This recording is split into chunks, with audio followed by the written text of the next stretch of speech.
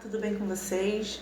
A tia tá morrendo de saudade de vocês, deu pena que isso ainda não tá acabando, vai demorar um pouquinho, mas em breve, né, vamos rezar para que isso tudo passe para a gente voltar às aulas.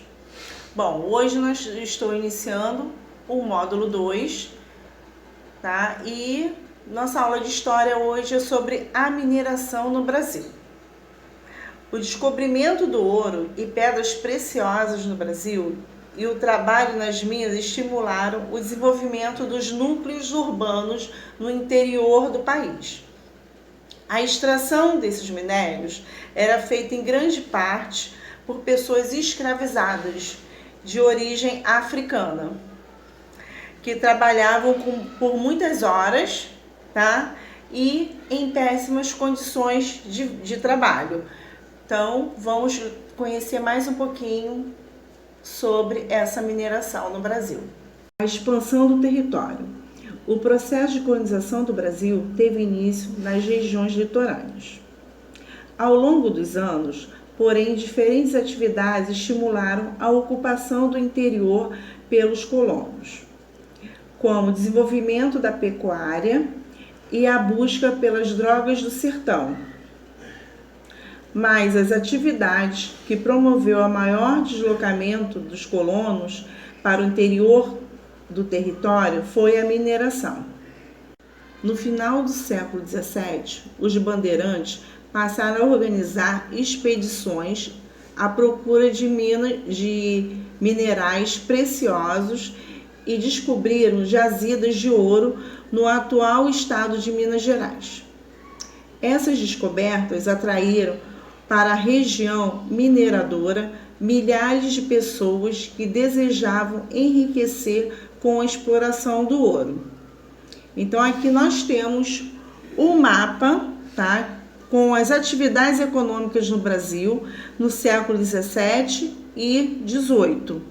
Aqui nós temos a cana-de-açúcar, a pecuária, mineração, drogas do sertão. O que eram drogas do sertão? Eram produtos silvestres, tá, de grande valor comercial, como o cacau e a castanha do Pará. Tá bom?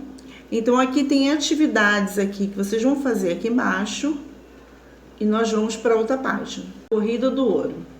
A intensa migração para a região das minas ficou conhecida como Corrida do Ouro. No início, as pessoas que partiam para essa região costumavam se reunir em arraiais. Os habitantes dos primeiros arraiais sofriam com as condições ruins de suas moradias e com outros problemas, como a falta de alimentos. Nas regiões de mineração, havia poucas pessoas que se dedicavam ao cultivo de lavouras. Dessa maneira, quase todos os alimentos precisavam ser trazidos de outros lugares, o que tornava seus preços muito altos. O abastecimento das minas. Os moradores da região das minas tinham necessidade de diversos tipos de produtos, como ferramentas, roupas e alimentos. Essas mercadorias, em sua maioria, eram trazidas de outras regiões da colônia, transportadas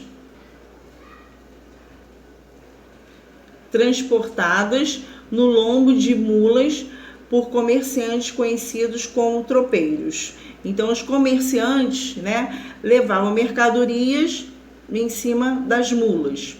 Os tropeiros abriram caminhos que permitiram um maior contato entre as regiões da colônia. Ao longo desses caminhos, formaram-se núcleos populacionais, que posteriormente tornavam-se cidades.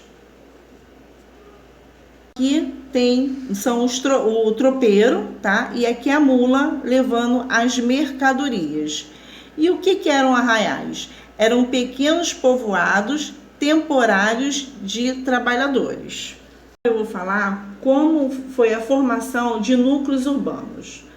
Ao longo do século XVIII, alguns dos arraiais formados na região das minas cresceram, dando origem às vilas e cidades. A sociedade formada nesses locais era mais variada que aquela formada em torno dos engenhos de açúcar. Nelas havia diferentes profissões e grupos sociais. Entretanto, assim como nos engenhos, essas sociedades eram marcadas por grande desigualdade social. A maior parte da população era formada por africanos e afrodescendentes escravizados, que realizavam diversos tipos de trabalho, como a extração de minérios e serviços domésticos. Havia um grupo de pessoas livres formado por funcionários públicos, comerciantes e outros trabalhadores como alfaiates, sapateiros e pedreiros. Os donos das minas e os funcionários do governo com cargos mais elevados eram as pessoas que tinham mais poder nessa época. Aqui nós temos uma Vila Rica, né? Que é a atual Ouro Preto, que fica em Minas Gerais. Transferência da capital. Em 1763, a capital da colônia foi transferida de Salvador para Rio de Janeiro. No porto do Rio de Janeiro era feito um embarque para Portugal, do ouro extraído na região das Minas. Dessa maneira, com a sede do governo nessa cidade, a coroa portuguesa podia exercer um controle maior sobre o embarque e a cobrança de impostos sobre o ouro. Vou falar sobre o trabalho das minas. A extração do ouro nas minas era feita por vários trabalhadores. A maioria deles eram pessoas escravizadas, que trabalhavam por muitas horas em condições precárias, o que colocava em risco permanente sua saúde e sua vida. Aqui, observe aqui, ó, nas gravuras abaixo, tá? Na gravura A, nós temos os mineradores escravizados passando horas com pernas dentro da água, em longas jornadas de trabalho. As condições adversas em que trabalhavam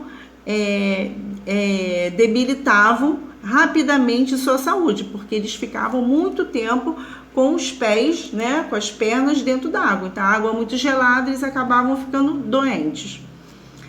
Aqui nós temos, aqui na B, alguns escravos trabalhando em túneis, tá, abertos somente quando o ouro nos leitos dos rios se esgotavam, pois o risco de desabamento era grande. Então, eles ficavam horas e horas dentro desses túneis aqui.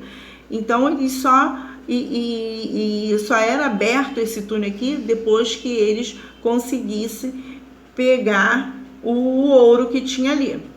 Então, muitos, quando às vezes acontecia o desabamento aqui, muitos morriam também ou se machucavam.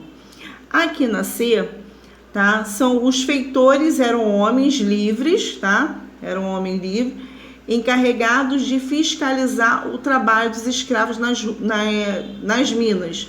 Então, aqui são os feitores, aqui é o feitor, tá? Controlando, né? Fiscalizando o trabalho dos escravizados nas minas. Aqui no D, na gravura D, a bateia era utilizada para separar o ouro da areia e do cascalho. Esse instrumento foi introduzido no Brasil pelos africanos e escravizados, né? Então aqui eles usando a bateia, esse aqui, tá bom? No século do ouro. No século XVIII, a exploração do ouro tornou-se a principal atividade econômica no Brasil. Porém, a atividade mineradora entrou em declínio já no final desse século, por causa do esgotamento das jazidas. Em razão da importância dessa atividade econômica, alguns historiadores chamam esse período de século do ouro.